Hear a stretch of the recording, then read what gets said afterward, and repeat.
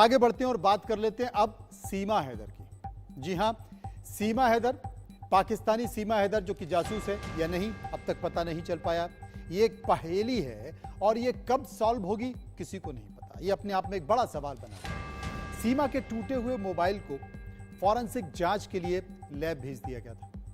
बताया यह गया है कि डेटा रिकवर किया जा रहा है। रिपोर्ट 2 दिन पहले पुलिस को मिल सकती है। इस रिपोर्ट में सीमा का व्हाट्सएप चैट, वीडियो, फोटो के अलावा पाकिस्तानी कॉन्ट्रैक्ट और अन्य दस्तावेज भी हो सकते हैं और उसमें क्या कुछ निकल कर आएगा यह जांच से पता चलेगा। इधर सचिन के पिता नेत्रपाल काफी परेशान दिखाई दे रहे हैं। इंडिया न्यूज के कैमरे पर दर्द बयां करते हुए उन्होंने पीछा छोड़ देने की बात कही है और बताया कि सचिन की मां और बड़ी बहू की तबीयत बहुत खराब है, उन्हें ग्लूकोज चढ़ रहा है।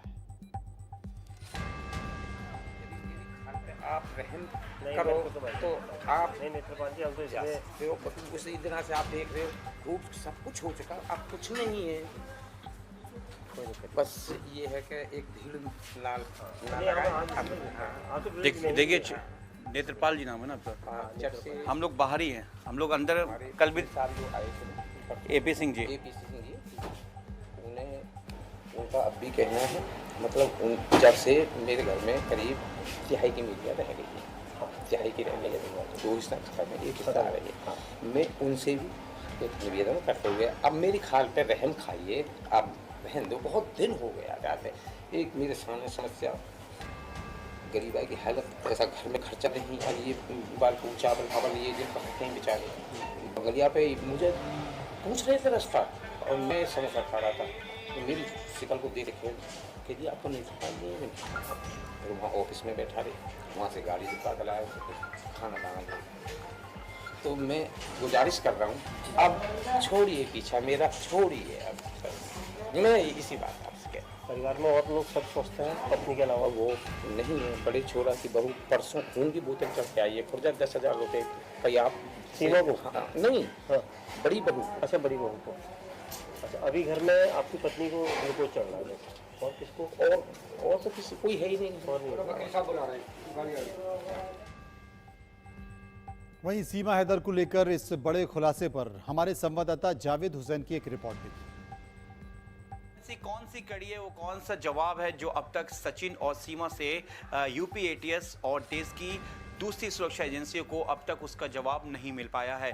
24 जुलाई से लेकर 27 जुलाई यानी कि गुरुवार के दिन तक अभी तक सचिन और सीमा अपने घर पर नहीं है।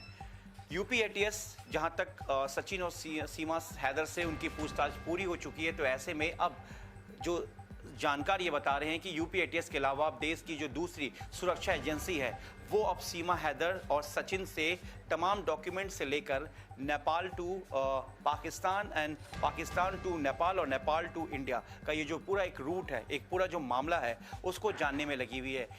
हम आपको बता दें कि सोमवार यानी कि 24 जुलाई से आज गुरुवार के दिन यानी कि 27 जुलाई तक सीमा और सचिन नहीं है। उससे पहले तक जो है सीमा की तबीयत खराब थी। इस बीच सचिन से भी कई बार पूछताछ हो चुकी थी, लेकिन आज जो है आज इस वक्त घर में सचिन की जो मां है उनकी तबीयत खराब बताई जा रही है, उनको ग्लूकोज की ड्रिप दी जा रही है। और यहाँ पर जो उनके पिता हैं कुछ देर पहले उन्होंने मीडिया से हाथ जोड़कर कहा कि अब जो इस कवरेज को आप यहीं तक रहने दिया जाए क्योंकि अब हमारी हालत बहुत ज़्यादा ख़राब है।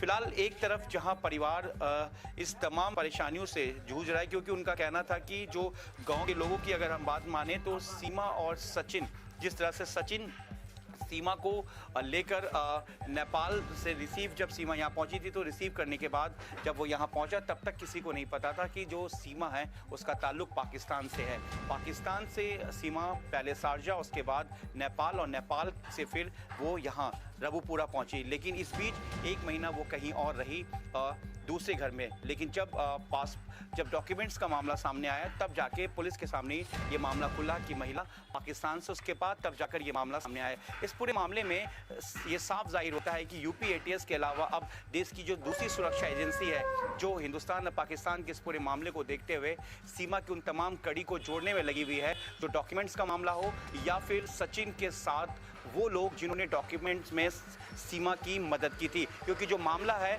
वो पासपोर्ट और आधार कार्ड की जो गुत्थी है वो अभी तक सुलझी नहीं है। हालांकि पुलिस ने दोनों भाइयों को, जो कि अहमदगढ़ बुलंदशहर में थे, उनको गिरफ्तार कर लिया था और उसके बाद अब जेल भेज दिया। लेकिन इस पूरे मामले में जिस तरीके से सीमा हैदर से एक बार फिर, क्योंकि सीमा और जो सचिन है, जो जानकारी के मुताबिक अब इनसे अलग अलग जगहों पर ये जानकारी आ रही है कि उनसे पूछताछ हो रही है, और जो तमाम ऐसे कड़ी है जिसके बारे में सीमा के उस तमाम रूट मैप को भी जानना है, और जो डॉक्यूमेंट्स का मामला है, क्योंकि सफ़ेद रंग की एक गाड़ी सचिन लेकर पहुंचा था। इसका मतलब सचिन के अलावा और भी लोग जान रहे थे कि सीमा यहां पहुंच रही है। उसके अलावा सीमा के बच्चों को के साथ सीमा का यहां पहुंचना, तो कई ऐसे सवाल हैं जो अभी भी सीमा हैदर के जो जवाब हैं जो कहीं ना कहीं यूपी एटीएस और देश की जो दूसरी सुरक्षा एजेंसी जो कि अभी इस पूरे मामले को देख रही है, वो कहीं ना कहीं इत्तेफाक नहीं रख रही है। तो ऐसे में कई ऐसे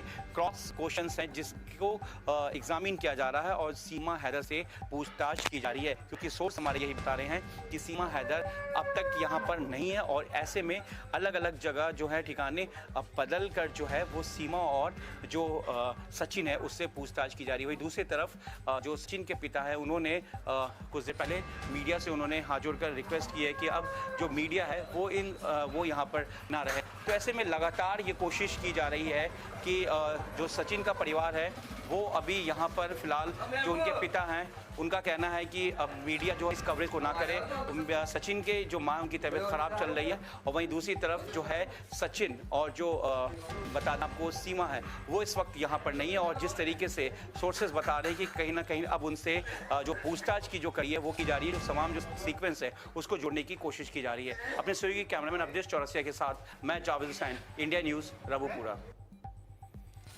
असल में इंडिया न्यूज उस जगह पर पहुंचा जहां सीमा को रबूपुरा लाने के लिए सफेद कार आई थी, यानी कि आगरा नोएडा एक्सप्रेसवे।